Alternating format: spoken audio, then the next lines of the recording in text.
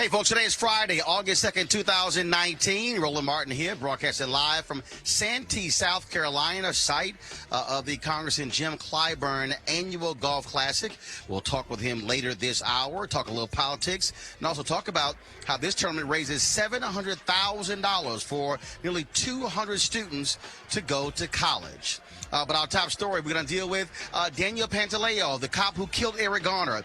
A New York administrative judge says he should be fired as a result of the death of Eric Garner. We'll go live to a rally in New York City. We'll also talk with the sister of Eric Garner and a family attorney. Also, folks, an innocent black man spent 21 years in prison for a crime he did not commit.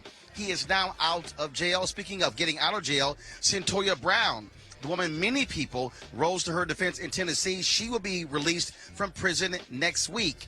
R. Kelly, he is still in jail.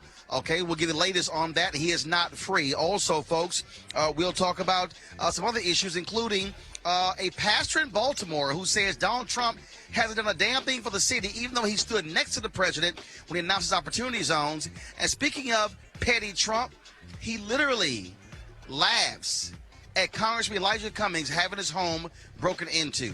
Talk about a grown child as president of the United States. Folks, it's time to bring the funk. Roland Martin Unfiltered. Let's go. He's got it. Whatever the miss, he's on it. Whatever it is, he's got the scoop, the fact, the find. And when it breaks, he's right on time and it's rolling. Best believe he's knowing. Putting it down from sports to news to politics. With entertainment just for kicks, he's rolling. It's on go, y'all. It's Roland Martin, rolling with Roland now. He's funk, he's fresh, he's real, the best, you know he's Roland Martin now.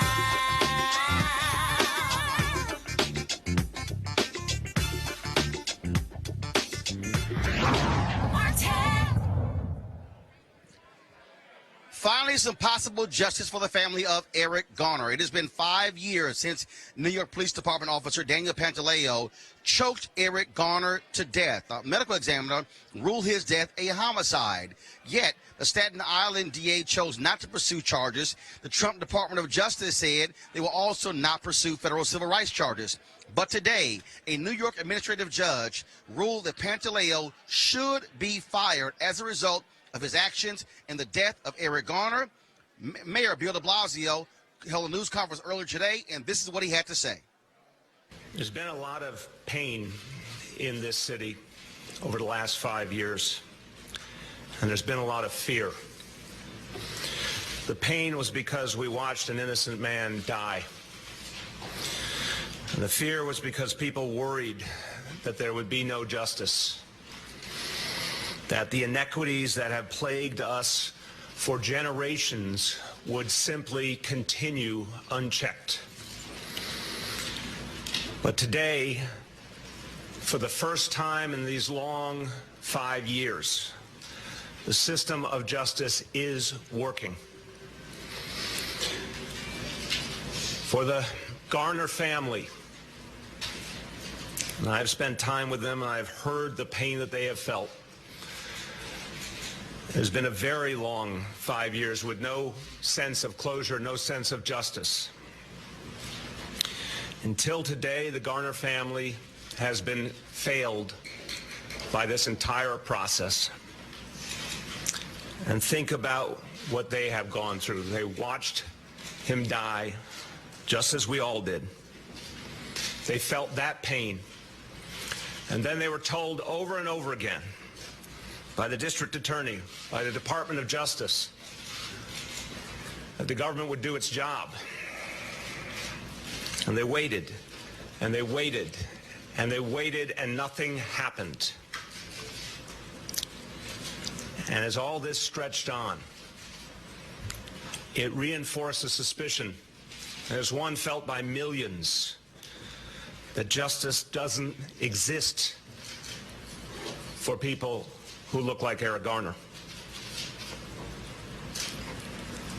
Today, we finally saw a step towards justice and accountability.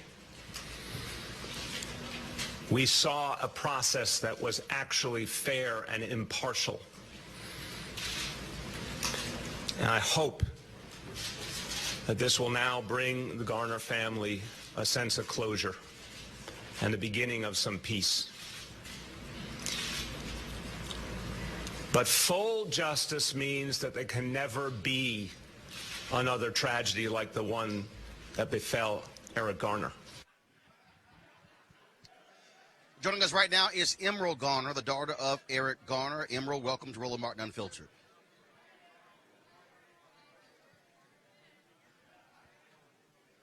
Emerald, can you hear me? Yes, can you hear me? Yes, now I got you there. First and foremost, this was a decision the family has been waiting for and hoping for. Just your thoughts about, after 5 years, finally somebody holding Daniel Pantaleo accountable for the death of your father, Eric Garner. Yes, I've been fired up all day. We heard the decision. There's now finally someone who is agreeing that there was some injustice done to Eric Garner. And that's what we've been crying for the past 5 years. Obviously, this came out in the presidential debate the other night. But you also had, frankly, highs and lows. Many people felt the Department of Justice was going to certainly pursue civil rights charges. No charges were filed while Obama was president. The Trump administration comes in. The disagreement there, the Civil Rights Division, they wanted to file charges, but they were overruled by the Southern District of New York, as well as Attorney General William Barr. But to finally have a judge say, yes, his actions were wrong in the case of Eric Garner, that has to be some kind of comfort because he's frankly gotten off scot-free up until now. Absolutely. So for 5 years, we've been told that we didn't see what we saw. For 5 years, we've been told that that was not a chokehold, that the cop did nothing wrong. And today, we finally heard, yes, he did something wrong. And still, to have a PBA president say that he feels like if Commissioner O'Neill fires this cop, he'll lose New York City. New York City is already lost. New York City was lost when Eric Garner died from a chokehold. Well, first and foremost, to hear the union chief say that, I mean, at the end of the day, we know exactly what we saw. We know it was a chokehold. The medical examiner ruled it was a homicide. And so these cops continue to lie and lie and lie. And it should send a signal to the rest of these cops. If you do wrong, look, you lose your job. First of all, he should have been indicted. He should have been on trial. But there's no way in the world he should still have his job. I agree. This should have been done 5 years ago. And he may think that he's getting off scot-free, but we will find a way to maybe open up another investigation towards him. But this is not the end. There's a rally taking place right now. Tamika Mallory, my son, and others, they are rallying because they want to make sure this gets done. Again, the administrative judge is recommending he be fired. That decision still actually must be followed through. It must be finalized by the commissioner who answers to the mayor. Well, Emerald Garner, first of all, we know it has been extremely difficult for the Garner family, losing Erica Garner to a heart attack after she passed away, losing his stepfather, and just, you know, at the funeral just the other day. But your family has been resilient. You'll have not given up. Please give my best to Gwen Carr. Let her know that we're praying for her and that we certainly stand with you and the Garner family. Thank you so much. I appreciate your time. Thank you for letting my voice be heard. All right. Thank you so very much, folks. That was Emerald Garner, the daughter of Eric Garner, speaking about a New York administrative judge saying Daniel Pantaleo should be fired for the death of Eric Garner. I want to go to my panel right now. Certainly they have something to say about this here. Joining us right now in studio, we have Mustafa. He is there, of course.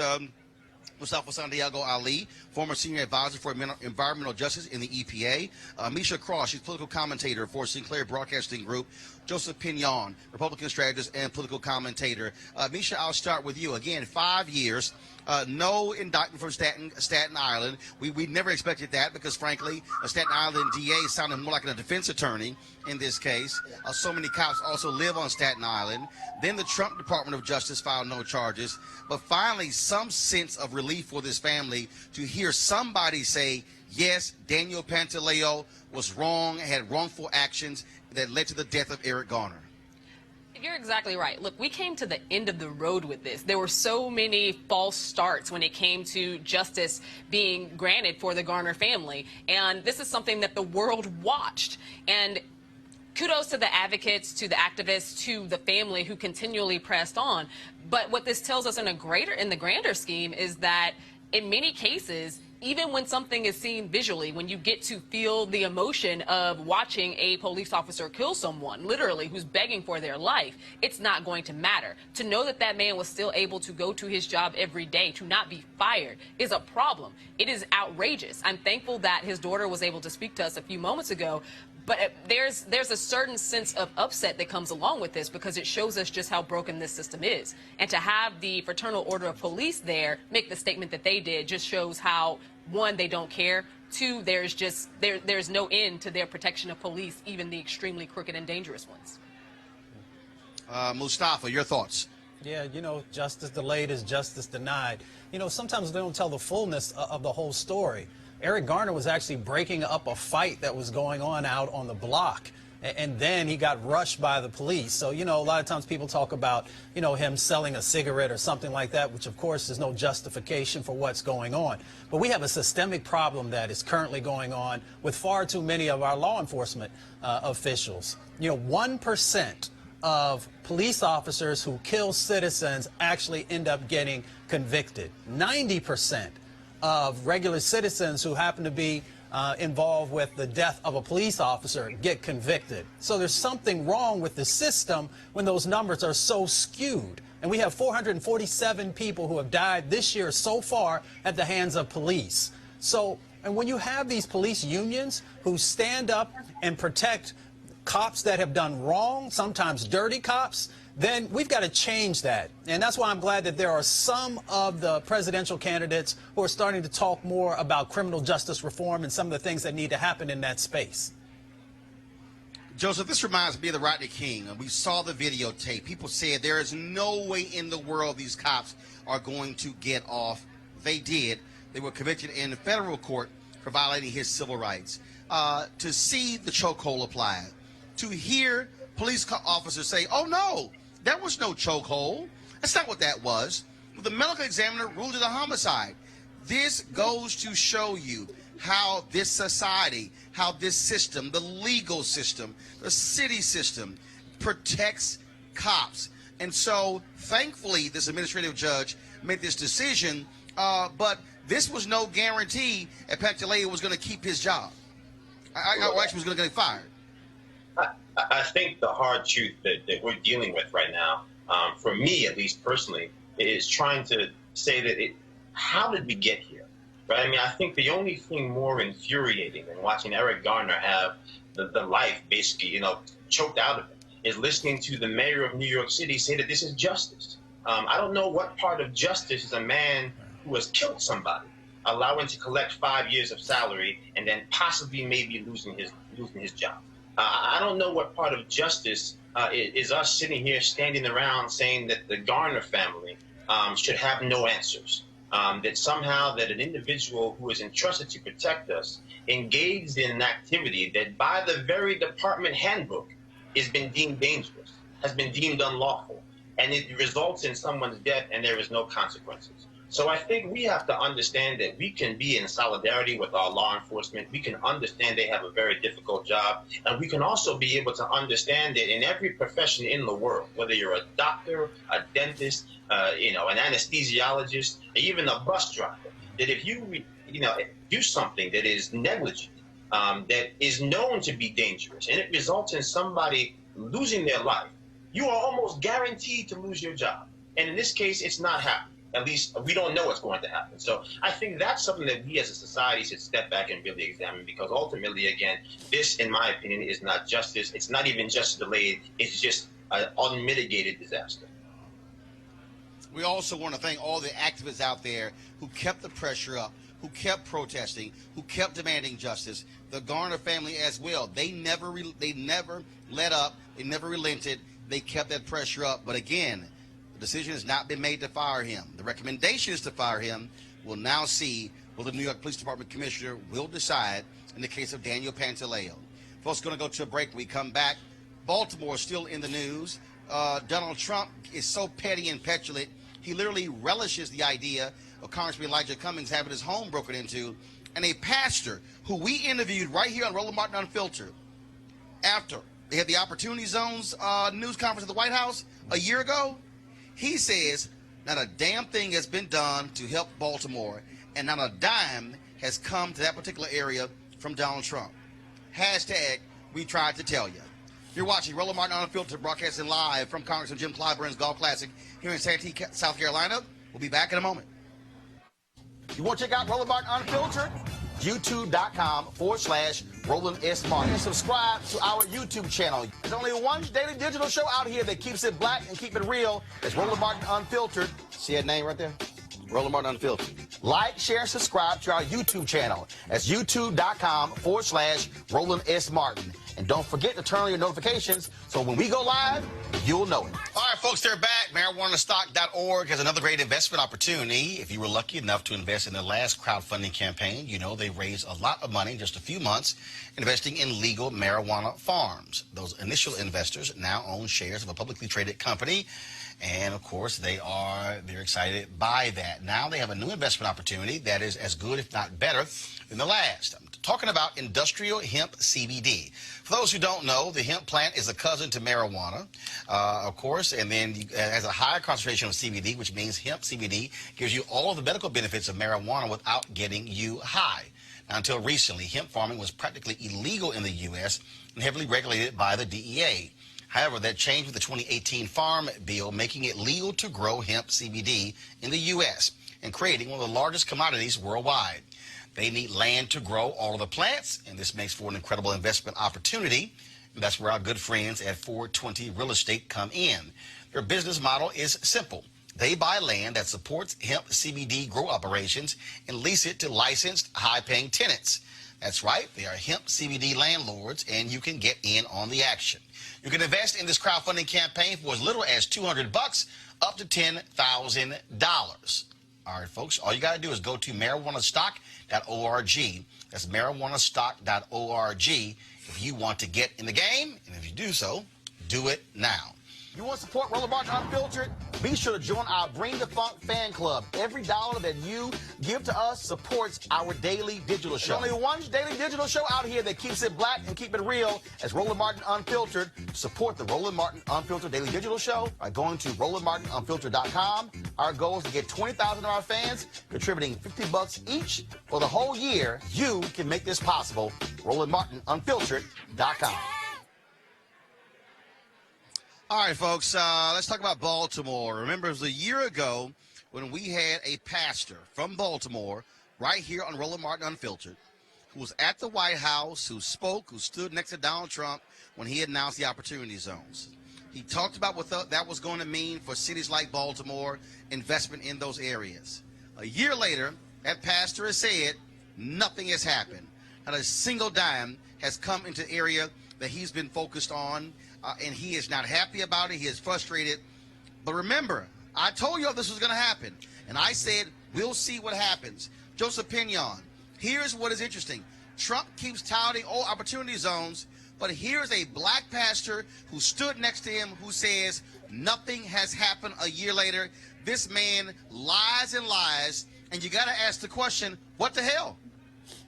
Look, I think we have to separate the two issues from the president's unfortunate inability to tell the truth and what's happening right now with the Opportunity Zones. I think realistically, Opportunity Zones represent a tremendous opportunity, this once-in-a-generational time for us as people of color to actually reinvest in our own communities.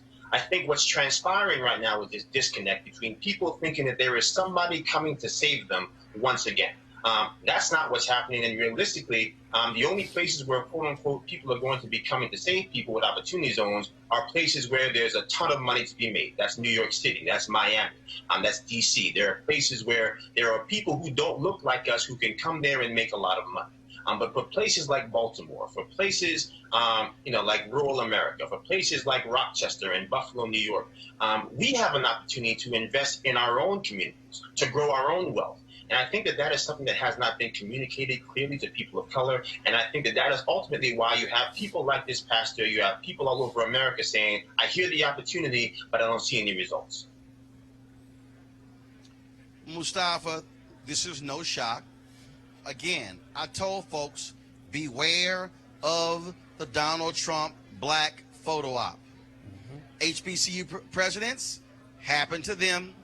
Now it's happened to these black folks with opportunity zones. He's running around talking about Baltimore, trashing Baltimore, and he's done nothing. You sure did tell folks, and they should have listened. And they should have also listened to that old quote that says that when someone shows you who they are, believe them. Donald Trump has never invested in our communities unless there was something that he was getting out of it. And the thing that's really interesting is that the president, when he is actually in his office, is in Washington, D.C. He's like 30 minutes away from Baltimore, has never went up to Baltimore since he's been president to see what's going on. You know, he lives inside this billionaire bubble. And inside that billionaire bubble, he keeps forgetting that his policies are actually the ones that are damaging Baltimore. So we need to have some real talk about what's really going on. So in each one of his budgets that he's introduced, he has done nothing to build anything up and everything to destroy the basic infrastructure that's in place. He's cut the budgets on HUD that would help with affordable housing in each one of those budgets that he sent forward on. And luckily, there were men and women of good conscience who pushed back against that on Capitol Hill, although they should have pushed back a little harder. When it comes to the environmental laws that have been put in place, he has done nothing but roll those back. So the folks who are there who are breathing that dirty, toxic air and the lead that's there, he's done nothing to help to alleviate any of those situations whatsoever. Amisha, this is very simple. He says one thing, he does another. It's no shock he's done nothing. And all those people, I keep telling these black people, y'all can keep getting played every time y'all stand next to Donald Trump, but you're going to get played eventually. Hashtag we tried to tell you. The thing that people have to realize is that Donald Trump keeps the promises, the campaign promises that he wants to keep. Clearly, all of the ones that he made to the black population, he does not care about. He campaigned on fixing cities like Baltimore. He campaigned on the fact that Democratic-held large cities, urban centers across the country. The problem was the fact that they had Democratic leadership. And now that he was going to be president, he was going to take care of them. And we haven't seen that come through. What we have seen is him take away a lot of the things that they need to survive. We're watching the major cuts at food stamps. We're watching him make it harder for people to get Medicaid. We're watching him take from the Department of Education. We're watching all of these things happen. He doesn't care about Baltimore. He's never cared about Baltimore, except to the extent that his son-in-law became even more wealthy off of putting people up in these slumlord homes. It's an issue that is frustrating, but it's also one that we have to look at the source. Donald Trump finds it very hard to tell the truth about anything, but he also has something to gain here. He is attacking Elijah Cummings because Congressman Cummings is also the chair of, guess what, the committee that is in charge of looking into his tax returns. This is part of a much larger scheme, and he's using racialized codes and a lot of racial language to upset people and to ignite his base. That's what he's doing. Let's talk about his childish tweet. Really bad news. The Baltimore house of Elijah Cummings was robbed. Too bad. Even Nikki Haley, his former UN ambassador, said that was unnecessary. Again, Robert, this shows you what kind of person he is. He is childish. He is petty. He's a grown child. And the man has no care, no feelings whatsoever. And so there's no sense in trying to fake the funk. He is who he is. He's a pathetic human being. Yeah, I think that, honestly, somebody who touts law and order realistically should not be touting the fact at the same time that somebody had their home broken into. Unfortunately, it really would have been an opportunity to talk about the fact that we do have great issues in places like Baltimore and D.C. We do have great issues in the fact that there are homes being broken into all across America. It happens to the very rich, it happens to the very powerful, and it happens especially to the very poor. It's not an opportunity to take jabs and try to score political points. But again, this is nothing new.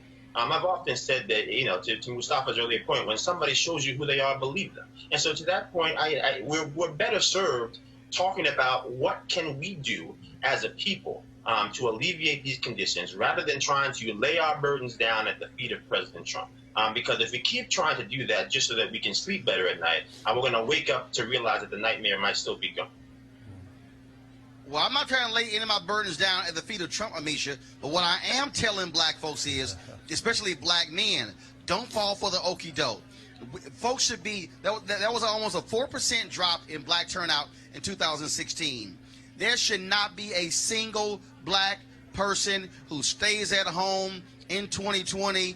We should have the highest turnout in the history of America for African Americans in 2020. And the whole focus is to say, throw that ignorant man out of the White House. And that's what the focus should be, Amisha. Agree 100%. What Donald Trump is trying to do and what he tried to do with his statements on Baltimore and his statements on work and the progress across this country for minorities, he is looking at trying to chip away the black male vote. He already knows that black women are in a camp that's never going to move, but he is trying to move black men. And I think that his strategy is very interesting, but it's also the fact that we know that a lot of black males right now aren't necessarily interested in the candidates that we have. That doesn't mean they're going to vote for Trump, but the great fear is that they might not vote at all. So to your point, I definitely want to see black people show up and show out in 2020. All of our policy goals are on the line, and we just really need people to get out. And again, Mustafa, for me, it is about our agenda, what we care about, our policies. And the bottom line is, but the only way you affect that is if you actually vote. Put people in place who are likely going to advance your agenda. That, to me, should be the focus, and it should be a laser-like focus for folks in cities all across this country, rural as well as inner city. It doesn't matter, East Coast, West Coast, West, South, Midwest, it doesn't matter. I agree with you 1,000%. It's real simple. There's a simple formula for this. The first part is make sure that you're registered. The second part is make sure that you have the right ID. The third part is making sure that all the people that you say that you love and that you care about, that you're helping them get to the polls. And the fourth part is making sure that you vote. And it's real simple for me. If you say you love your mama or your auntie or your grandmother or your community and you don't vote, then there's something wrong with that picture. Yeah, I would have all to right, agree folks. with that. Gonna go. Say it again, Robert. Yeah, no, I just said I think at this point we have to figure out, you know, exactly what we can do as a community to empower ourselves to understand that, look, it's not a straight line to opportunity, and it's not a straight line to justice. And so when you look at what's happened right now with the president and the things that he's done with this tweeting to divide communities, to divide the country, I think that's a problem. But I think that we also have to be better at informing the people in our communities that the things that they see are actually there. Because when you have somebody like Bill de Blasio on stage talking about he's going to heal the lead water crisis across America, when we've got lead water coming out of the pipes here in New York City, you know, there are plenty of people who hear that, get discouraged, and say, you know what, it's hopeless, I'm just going to stay home.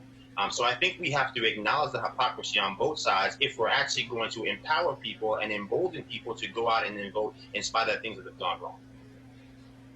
Well, again, for me, you have a person has to sit down and decide, what do I care about and which candidates align with what I care about.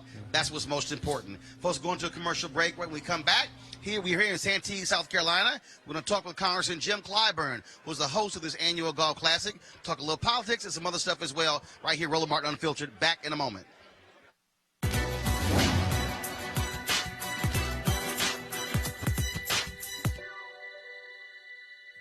We have to create an art for liberation and for life.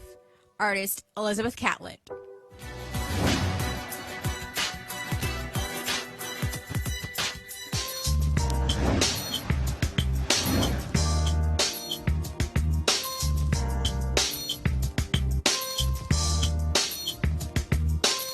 Welcome back to Roland Martin Unfiltered. We're here in Santee, South Carolina, for the annual golf tournament of Congressman Jim Clyburn. He's been talking trash for years And I'm like, yo, you don't call a brother, so I call him last. You know what? I'm gonna fly to your tournament to play golf. Congressman, how you doing? I am doing great, and I'm pleased to know that an alpha guy can absolutely keep a promise. I had no idea that you were going to keep this promise. That's interesting because I met the dude who handles your money, and he happened to be an alpha. That is quite true. Yes, I saw my side, yeah. See, so he ain't trusting Omega with his money. He trusting the alpha with his money. That's true. That's true. You guys are always number one. Number one. Yes, we are. But you end up with Omegas. Right, at some point in time. but I ain't gonna be here soon. But I ain't gonna be here, so it don't matter. That's great. Thanks for coming. So glad to be here. Let's talk about a couple of things. First off, before we talk about the tournament, in New York today, judge ruled Daniel Pantaleo should be fired for the death of Eric Garner. Absolutely. The family has been fighting for this for 5 years. Just your thoughts. Well, having met the family, I was up in New York, in the community. In fact, went to the area where he was suffocated. You may recall, I can't breathe. That's one of those things that I always remember. And his sisters, his mother, his now widow, just absolutely salt of the earth people. And I'm glad to see that they're finally getting some justice. Not as much as I think they should have gotten, because this was an illegal chokehold. Everybody knows that. But this is some modicum of justice. Got to also ask you about the petulant child that's sitting in the White House. Relishing the home of Congressman Elijah Cummings being broken into. I mean, how childish. Well, it is something else, Roland. I would hope you could call it sophomoric or childish, juvenile. But I think there's something else going on here. I think Nancy Pelosi called it right some months ago when she said it's time for the family to do an intervention.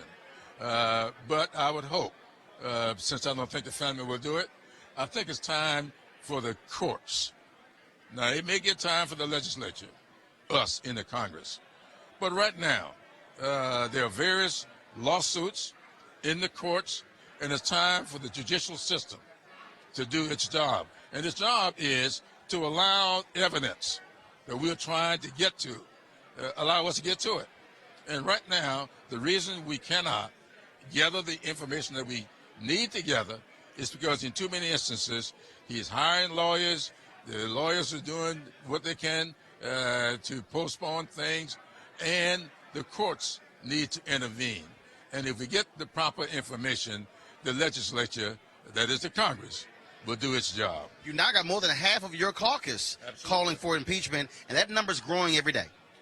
Yes, but those of us who are entrusted with leadership in the party have got to keep two things in mind.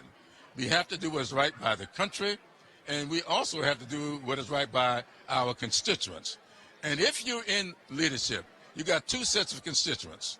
Those back home who send you to Washington, and those up in Washington who look to you to preserve the integrity of their congressional service.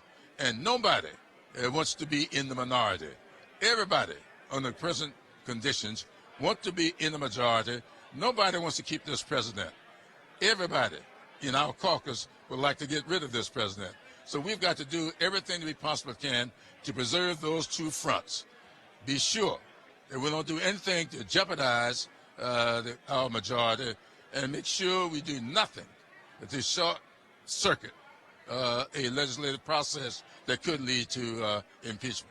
Now I had our second round of debates. Won't be one in August. Next one is in September. Texas Southern University. Are you satisfied with what you've heard? Are there too many people still on these stages, or do you need to hear more, especially for African Americans? Because I've had talked to a lot of people who said, frankly, the moderators are not asking the questions that we want to hear.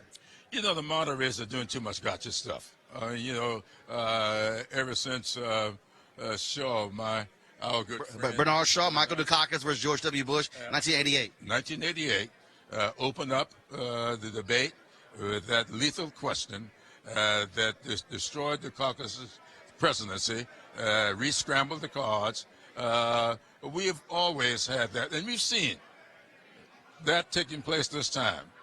Very first question the other night. Now, I didn't see the second debate because, as you know, or you probably know, I decided to celebrate the 400th year of African Americans coming into this country, visiting the door of no return in Ghana. So I did not see the second debate. You ain't missed much. No, but you know, to have the very first question setting up contentiousness between two candidates means that that's the way, that sets the tone.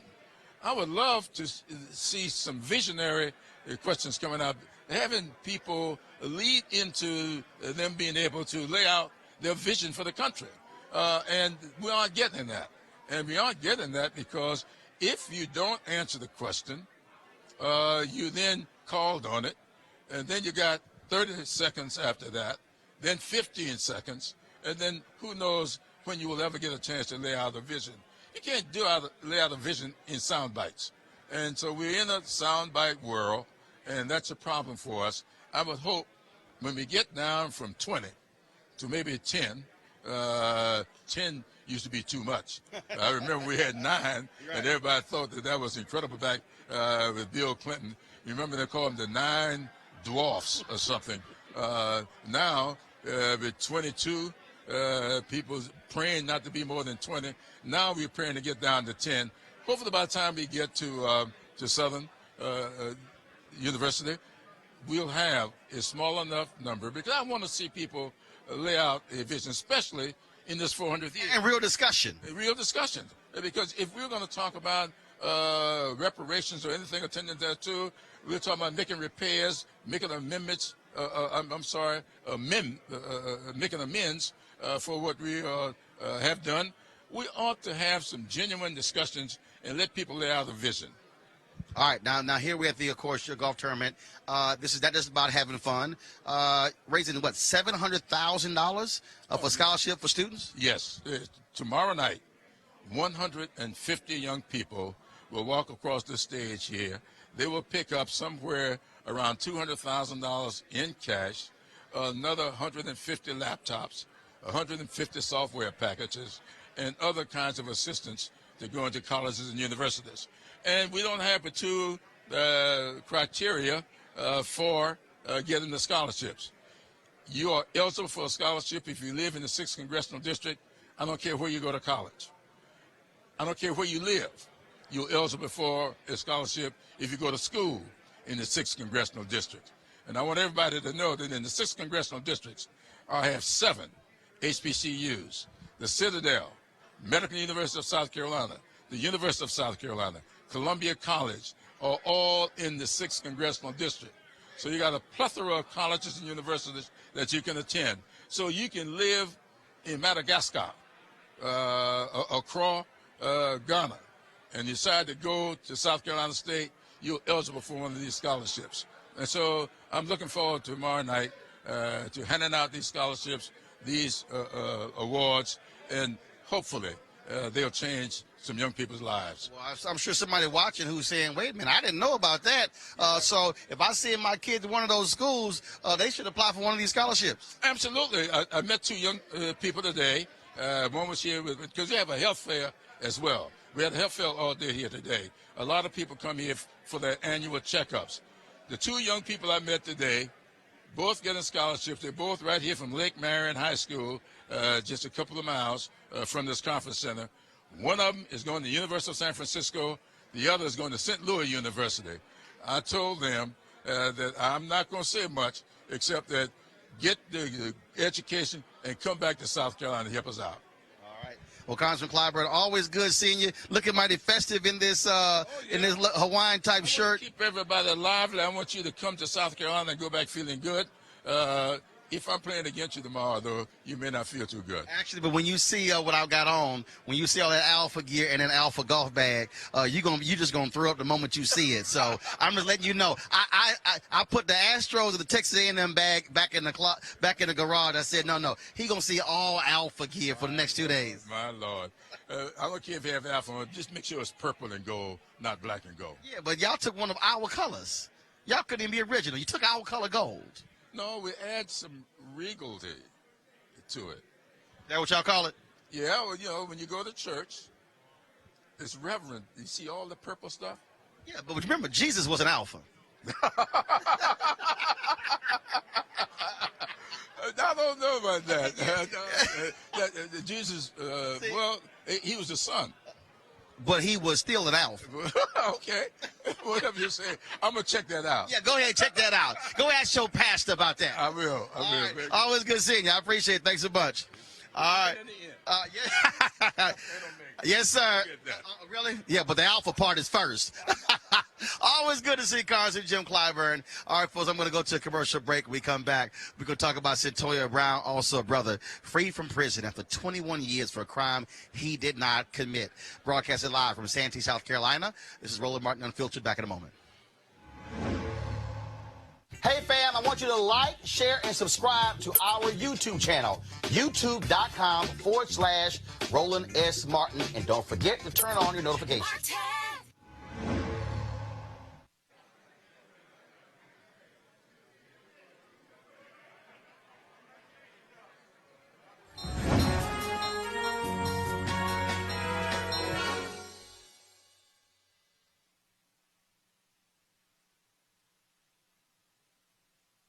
I remember union halls.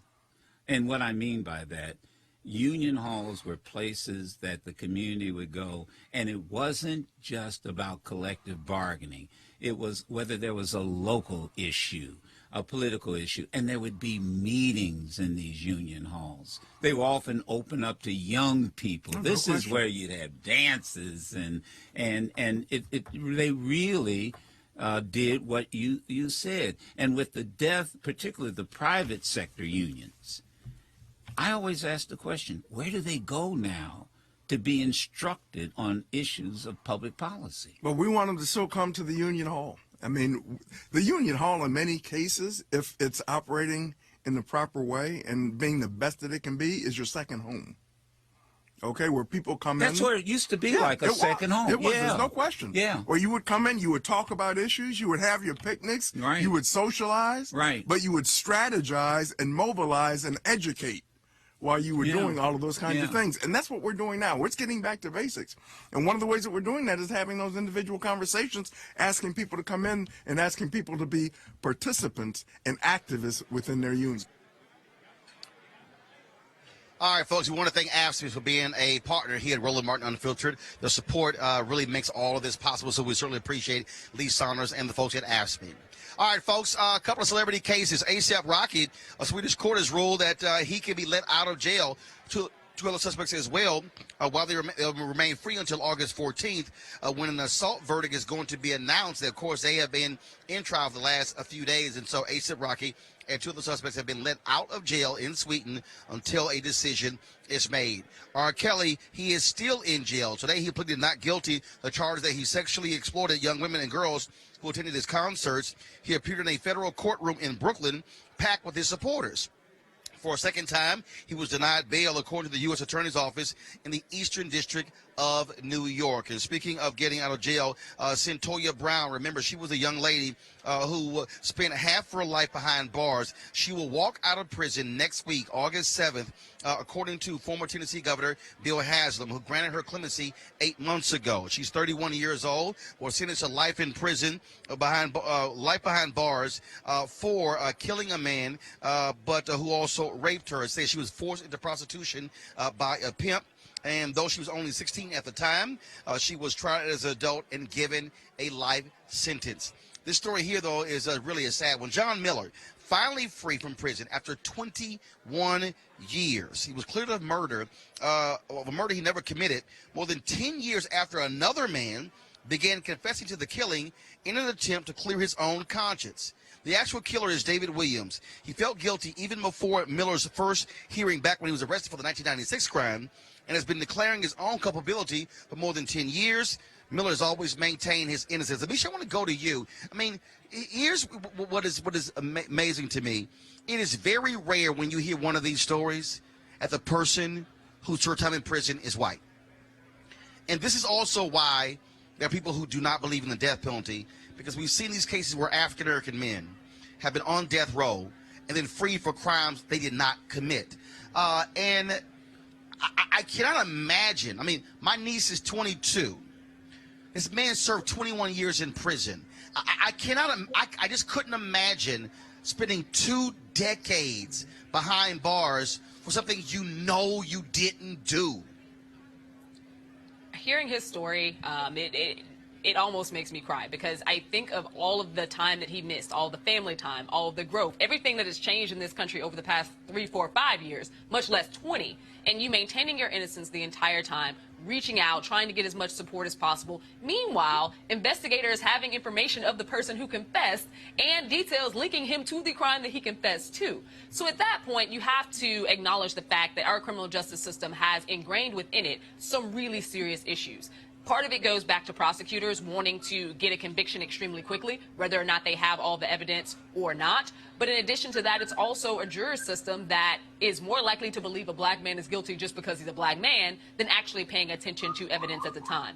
I think that cases like this, once they're brought to light and you see that someone has served such a long time and is now being released, we can't really call it justice, because at the end of the day, he will never get those 20 years back. Never. And it's frustrating. It's outrageous.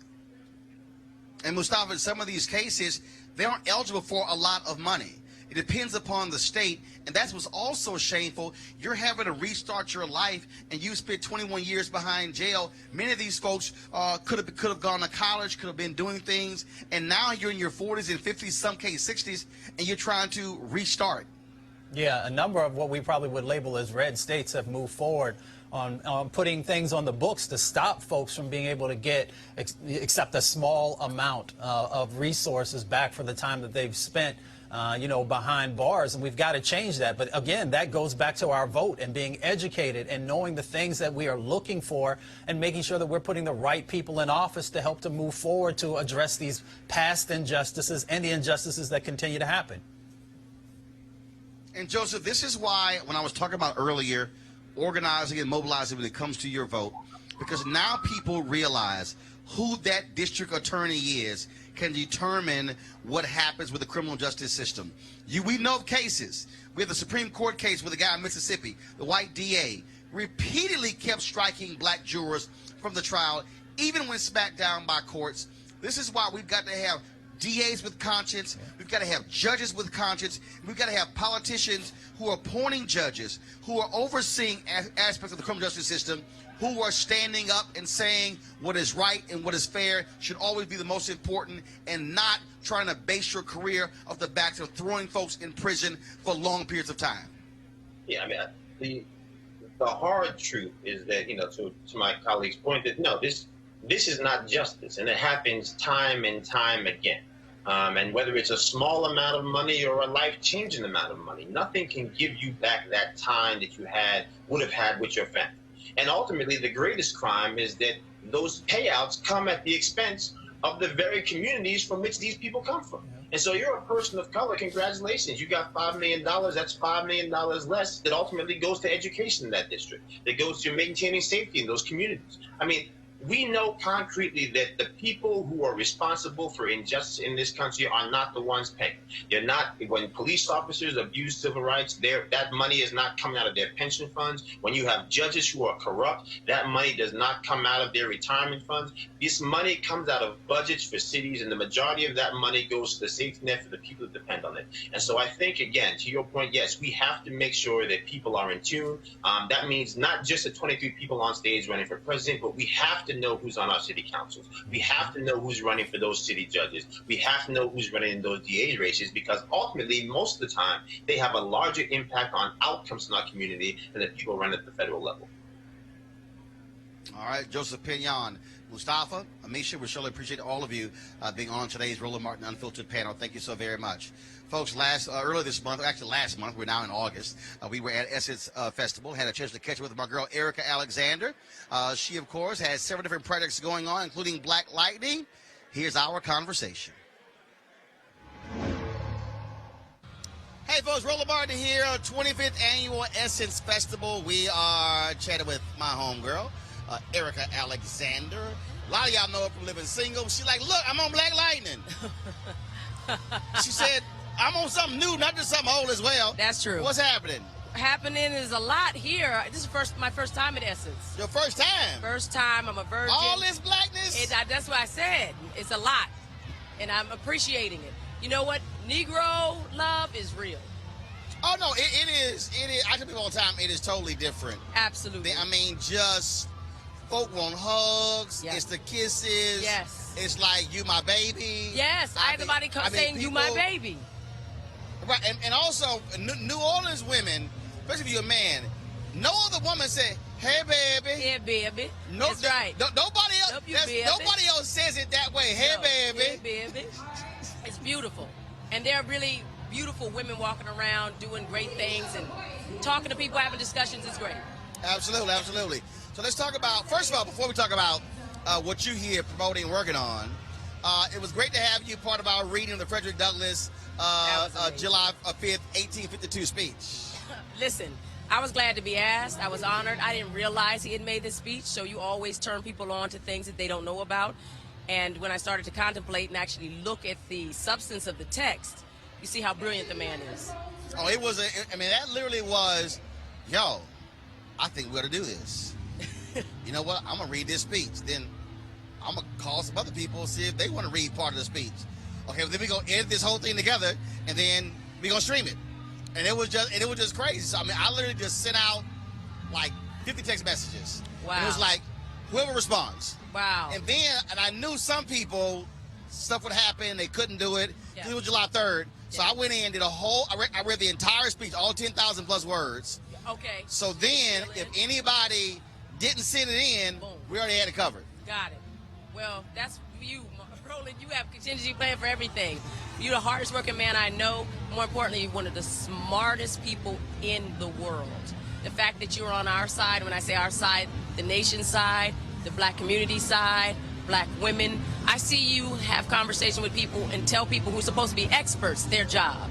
And so the fact that you bring us this type of stuff is amazing. Well, we got to talk about, when I did the interview with you for Be Woke Vote, all these people are still talking about when you said, fuck hope, like, I mean, like 3 words, and people, they were like, I said the young youth or the young church, he was like, yo. Yeah. We know, but listen, I like when Michelle Obama said, when they go low, we go high. But that's not what always needs to be done. When they go low, bury them. Bury them with the truth. Cut off their oxygen. Because somebody has to go in there. We need gladiators and warriors to take these people out. They're playing a whole nother game. That's right. They're not waiting for us to elevate. They're not elevating themselves. That's why for me, I always tell people when I was on CNN, when I'm on mainstream television, I said, no, I'm going to put you in a rhetorical body bag. I go in like, yo, I'm not playing games here. I remember when the CNN people called my agent once, like, well, can you tell me, it's just television debate? I'm like, no, you don't understand. No. There's something deeper with what you are dealing with warfare. Yes. And if people don't know it, then they know it now. They should have had talent like yours out there debating and asking questions and pushing hard. Not just people who were, going to ask the same questions that they heard somebody else say and have rhetoric that goes around and regurgitates like somebody's day-old vomit. They need some people who would actually stop the discourse and say, no, that's wrong, and here's why it's wrong, and then actually lay out a whole nother way to think. If we gave the American people that, we wouldn't have what we have right now in the White House, which is an abomination. Absolutely.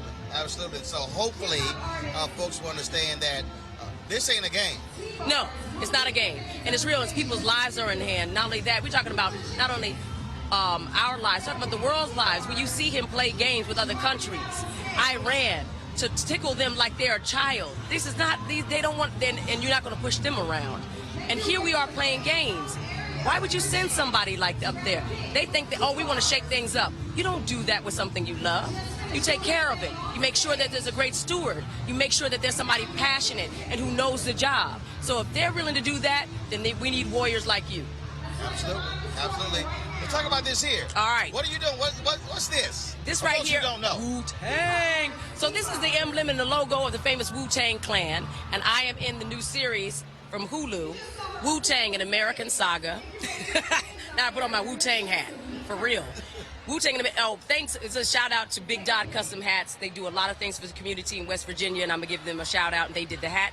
But I play Linda Diggs. Linda Diggs is RZA's mother. She's not with us anymore. She had 11 children in real life. 4 are represented in the series. Ashton Sanders plays RZA. We've got Elijah Martinez, who was on a Broadway play while he was doing this. He plays Divine. I've got Shiri Diggs, is played by Zoli Griggs, and also a little young man named Justice Davis, who's actually a champion boxer, and he plays the baby. But we're doing that for 5 months in Staten Island, where they filmed it in their community because they wanted to make sure they brought it back to the community. Yep.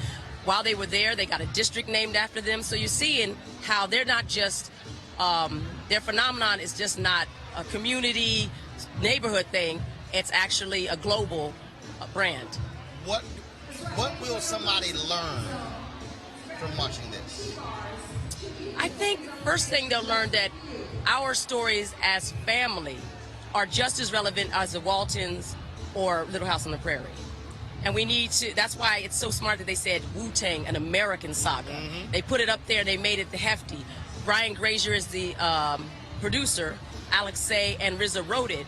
But what you have is some people who treated it with the love and care and passion, and more important, the delicacy and the complexity that needs. We're talking about the early 90s, and everybody talks about what the 90s had, but we don't talk about all the redemption stories and all the transitioning that people did from the street to not only entertainment, but also as messengers of peace. And that's what they did. They learned from a ancient sort of obsession about Chinese movies. They learned something within them was more powerful than all that. And that's why we're here today. Well, first of all, sounds quite interesting. Thank you. I also, again, like that Hulu is having diversified content as well. That's critically important with these streaming services, that we also now with them have far more outlets, and we're not so locked in with the major 7 film companies. Right. Now the opportunities are there to tell our stories in totally different, unique ways. Look at what folks who have movies on Netflix. Same thing with Hulu. Now when you're on, you're not worldwide. You're not just in the U.S. Right. That's true. But we also have to make sure that we hold their feet to the fire, because a lot of these same companies are owned by larger companies that seem to just swallow them up, like Pac-Man. And I think that we need to make sure that they don't build their brand with our people and then dismiss us when it's time. Or we've seen that before. We've seen that before, and we shouldn't let them do it. So I'm really hopeful that not only Hulu, but all the other streaming services and all the people who've come out and companies are there to make a better tomorrow for everybody. Last question: the digital thing, are you still doing that? The media company? Yes, Color Farm Media. So Color Farm Media, we're still around. We're producing the John Lewis documentary. Don Porter is our director.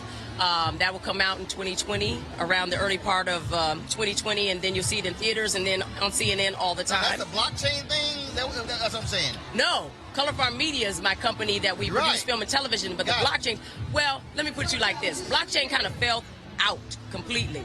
Like not blockchain, but don't understand it. Like, well, so like what? It's a ledger. It's a way to keep track of money in a listen. Last time I came on, I ruined that. Okay, so don't ask me now. I was trying to. Like, you was trying to help me out, and I was like, well, you know, look. Let me tell you something. Whether I could explain it or not, it is something that's actually legitimate. That's going to change the world. But look, whenever you bring something out, people abuse it. And they started making companies that weren't real, and then the bottom fell out of it. The truth is that blockchain is still there. It's real. And what they do with it could be revolutionary, but it won't be overnight. All right. Okay. And I'm doing the blackness. The blackness. Huh? That's what we're talking about. The newsroom I was doing on it was the blackness. Yes, and that's real. That's keep going. We partnered with Medium, and we're going to be on their platform, and we're going to do something rolling out called Moonrakers 2020. What is that? That talks about the black women who often are behind these really power brokers who never get their play. So we're talking about Mignon Moore, we're talking about Leah Daughtry, we're talking about, of course, Kamala Harris, and all those other people will be featured. But I want to talk about the people who make that happen. They never get their due. And we can't wait till the candidates win to give them their due. Right. All right. You busy? Yeah, how about that? I'm so glad to be with you. All right, darling. Glad to see you. Anywhere Yeah. you're at, I'm happy. Your business. Yes. Ciao. All right, folks, we certainly appreciate all of you for watching us today, Roland Martin Unfiltered. I'm here in Santee, South Carolina for Congressman Jim Clyburn's annual golf classic, raising $700,000 to send students to college. Folks, this is why you got to support Roland Martin Unfiltered. That interview with Erica Alexander at Essence Festival, we got tons of other interviews coming up in a couple of weeks. I've got an hour special with my frat Omari Hardwick that we're going to drop the day before the final season of Power premieres. Why do I need y'all to support this year? First of all, I just checked. When we launched this show, September 4th of last year, we had about 170,000 subscribers on YouTube. I'm actually get the actual number.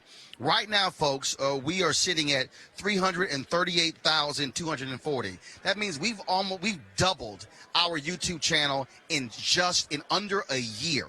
Just a year. So I want to get us to 350,000 before our September 4th anniversary.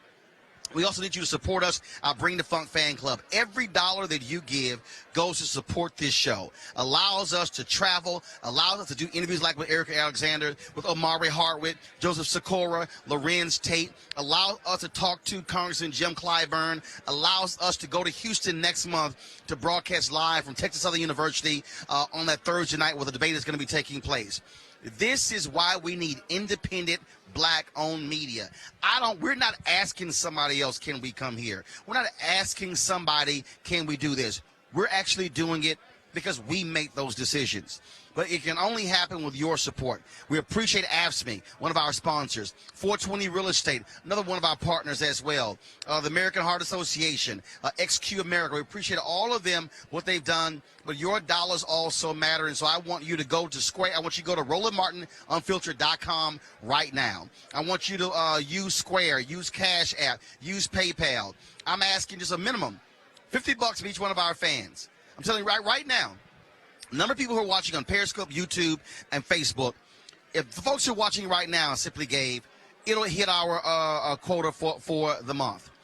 This is all about us being able to tell our own story, control our narrative, and I want your support. And so please go to RolandMartinUnfiltered.com. Tell a friend, tell a family member, because we are about speaking to our truth. And I want us in a position where we are traveling in 2020 on the road with these candidates, asking the questions, speaking to our people all across the country. That's the plan that we have. We want you on board as well. So please do so. So, folks, right now we're going to roll, of course, all the names of people who've given to our fan club. If you don't see your name, send me an email. We'll actually add it. And if you have not gotten your promo code for discounts on my website of books and things along those lines, send me an email as well so we can be sure to get that to you. All right, folks, I got to go. Monday, I will see you guys broadcasting from Miami for the National Association of Black Journalists. We're having our annual conference. I'm Vice President Digital on the board, so I got to go there a little bit early. I'll see you guys on Monday. Y'all should have a great, great weekend. I'm going to hang out with the congressman and his constituents here in South Carolina. Y'all take care. Holla!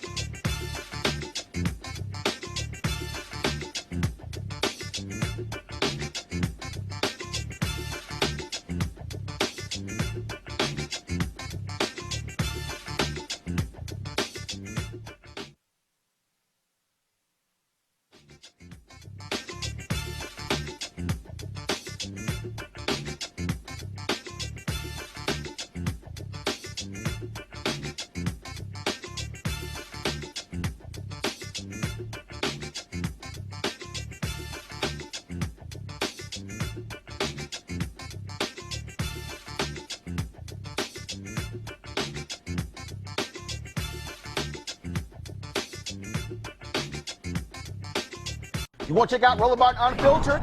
YouTube.com/Roland S. Martin. And subscribe to our YouTube channel. There's only one daily digital show out here that keeps it black and keep it real. It's Roland Martin Unfiltered. See that name right there? Roland Martin Unfiltered. Like, share, and subscribe to our YouTube channel. That's YouTube.com/Roland S. Martin. And don't forget to turn on your notifications so when we go live, you'll know it. Hey everybody, this is your man Fred Hammond, and you're watching Roland Martin, my man, Unfiltered. Hi, this is Essence Atkins, and you're watching Roland Martin Unfiltered. Hey yo, peace world, what's going on? It's the Love King of R&B, Raheem Devon, and you're watching Roland Martin Unfiltered. Hi, my name is Brescia Webb, and you're watching Roland Martin Unfiltered. Ow. Well, I like a nice filter usually, but we can be unfiltered. What's going on? This is Tobias Trevelyan, and if you're ready, you are listening to and you are watching Roland Martin Unfiltered.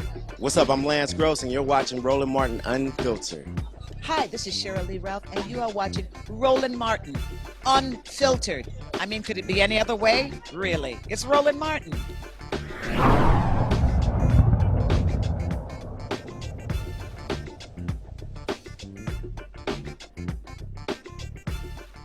You want to support Roland Martin Unfiltered? Be sure to join our Bring the Funk fan club. Every dollar that you give to us supports our daily digital show. There's only one daily digital show out here that keeps it black and keep it real as Roland Martin Unfiltered. Support the Roland Martin Unfiltered daily digital show by going to RolandMartinUnfiltered.com. Our goal is to get 20,000 of our fans contributing $50 each for the whole year. You can make this possible. RolandMartinUnfiltered.com. Hey fam, want to check out Roland Martin Unfiltered? The blackest show on all of digital, cable, and broadcast. Check out our audio podcast. There's only one daily digital show out here that keeps it black and keep it real. It's Roland Martin Unfiltered. Press play.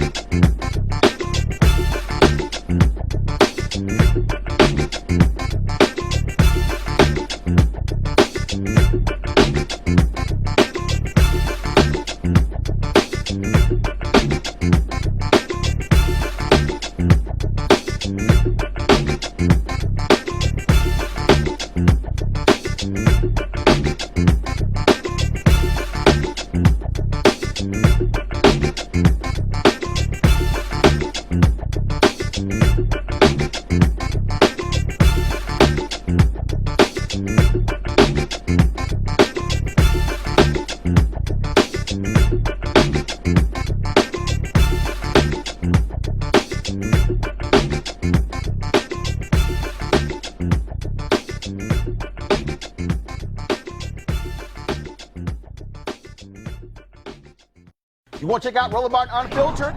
YouTube.com/Roland S. Martin. And subscribe to our YouTube channel. There's only one daily digital show out here that keeps it black and keep it real. It's Roland Martin Unfiltered. See that name right there?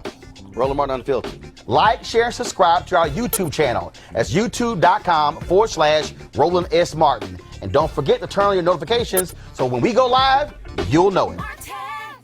Hey everybody, this is your man Fred Hammond, and you're watching Roland Martin, my man, Unfiltered. Hi, this is Essence Atkins, and you're watching Roland Martin Unfiltered.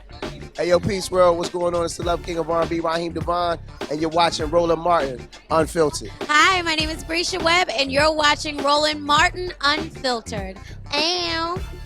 Well, I like a nice filter usually, but we can be unfiltered. What's going on? This is Tobias Trevelyan. And if you're ready, you are listening to and you are watching Roland Martin Unfiltered. What's up? I'm Lance Gross, and you're watching Roland Martin Unfiltered.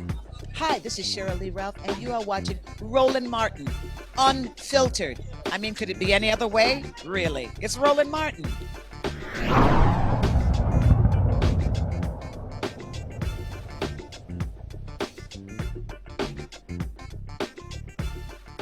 You want to support Roland Martin Unfiltered? Be sure to join our Bring the Funk fan club. Every dollar that you give to us supports our daily digital show. There's only one daily digital show out here that keeps it black and keep it real as Roland Martin Unfiltered. Support the Roland Martin Unfiltered daily digital show by going to RolandMartinUnfiltered.com. Our goal is to get 20,000 of our fans contributing $50 each for the whole year. You can make this possible. RolandMartinUnfiltered.com.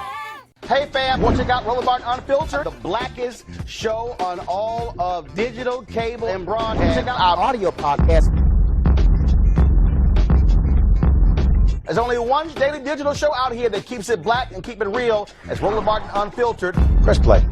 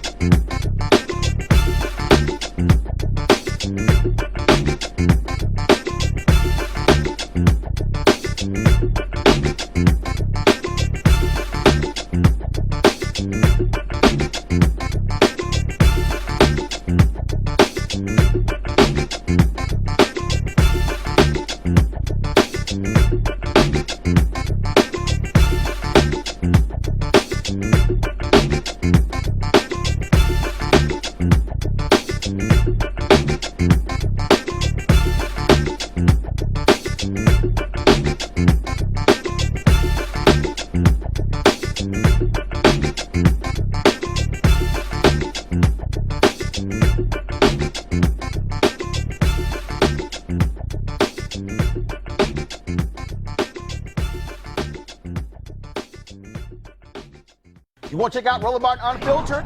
YouTube.com/Roland S. Martin. And subscribe to our YouTube channel. There's only one daily digital show out here that keeps it black and keep it real. It's Roland Martin Unfiltered. See that name right there?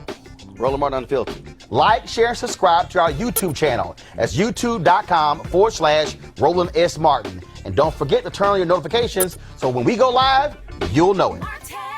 You want to support Roland Martin Unfiltered? Be sure to join our Bring the Funk fan club. Every dollar that you give to us supports our daily digital show. There's only one daily digital show out here that keeps it black and keep it real as Roland Martin Unfiltered. Support the Roland Martin Unfiltered daily digital show by going to RolandMartinUnfiltered.com. Our goal is to get 20,000 of our fans contributing $50 each for the whole year. You can make this possible. RolandMartinUnfiltered.com. Hey everybody, this is Sherry Shepherd. You're watching Roland Martin Unfiltered, and while he's doing Unfiltered, I'm practicing the wobble. Yes, I am. Because Roland Martin's the one, he will do it backwards, he will do it on the side. He messes everybody up when he gets into the wobble, because he doesn't know how to do it, so he does it backwards. And it messes me up every single time. So, I'm working on it. I got it. You got Roland Martin. Hi, my name is Cyntoia Brown, and you're watching Roland Martin Unfiltered.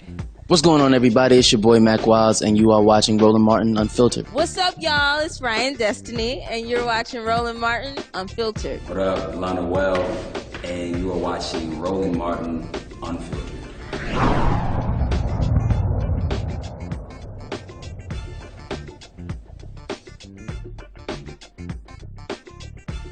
Hey fam, want to check out Roland Martin Unfiltered, the blackest show on all of digital, cable, and broadcast. Check out our audio podcast. There's only one daily digital show out here that keeps it black and keep it real. It's Roland Martin Unfiltered. Press play.